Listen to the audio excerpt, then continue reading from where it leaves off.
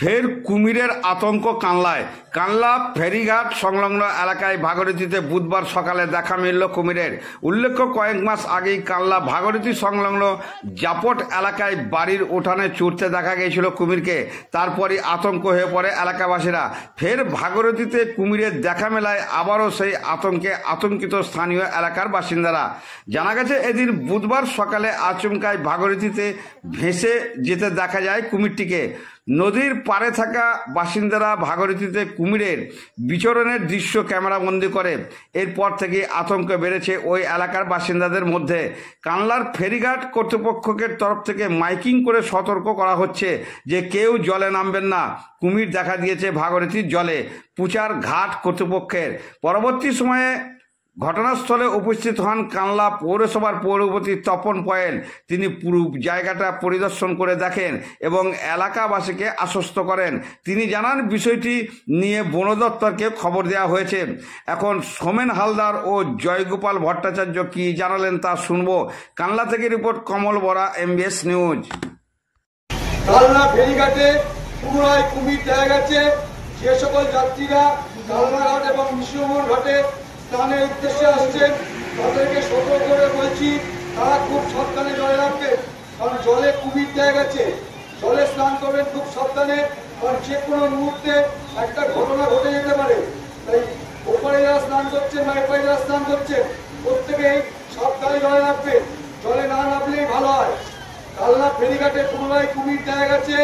যে সকল যাত্রীরা কালনাঘাট এবং মিশ্রমোহন ঘাটে স্নানের উদ্দেশ্যে আসছেন তাদেরকে সতর্ক করে বলছি, খুব সাবধানে জলে নামবে।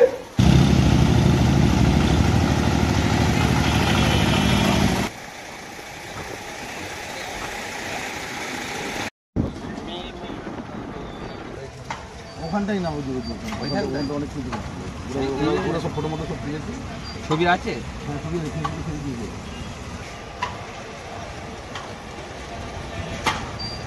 ঘাটে হঠাৎ মাইকিং চলছে কেন?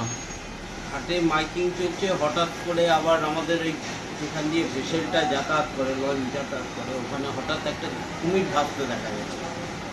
এবার মাঝিরা দেখেছে, দেখেই তো আমাকে ফোন করেছে। আমি সঙ্গে সঙ্গে ঘরে কাজ করছিলাম, আমি বেরিয়ে গেলাম, দিয়ে মাইকিং করা শুরু করলাম। আমি কালনা মহকুমা প্রশাসনের DTMকে ফোন করে জানালাম যে স্যার এই ব্যাপার। উনি এর আগেও আমাকে একদিন সতর্ক করেছিলেন যে দেখা গেছে কি, আমি বললাম না, আজকে দেখছি হঠাৎ দেখা যাচ্ছে। তো আমরা তো খুব চিন্তাই পড়ে গেছি, মাইকিং করা শুরু করেছি যাতে গঙ্গায় কেউ নাও নামবে। কারণ ঘাটে তো প্রচুর যাত্রী আসে, তারপরে শ্মশান যাত্রীরা স্নান করতে আসে। আমি তো খুব চিন্তায় পড়ে গেছি কী করবো। এখন মাইকিং করা হচ্ছে, প্রশাসনকে উদ্যোগ নিতে বলা হচ্ছে, এবং জানি না কী হবে। এর আগেও কি দেখা গিয়েছিল? এর আগে তো একবার 10 নম্বর ওয়ার্ডে ডাঙাতেই ঘুরছিল, দেখা তো গিয়েছিল একবার। একটা কুমির তো ওরা তাড়িয়ে, বন দপ্তর থেকে নৌকা করে তাড়িয়ে নিয়ে গেছিল।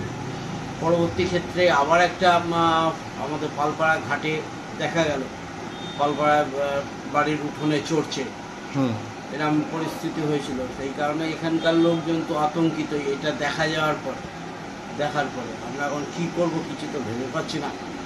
কি নাম আপনার? আমার নাম জয়গোপাল ভট্টাচার্য, ফেরিঘাট ম্যানেজার।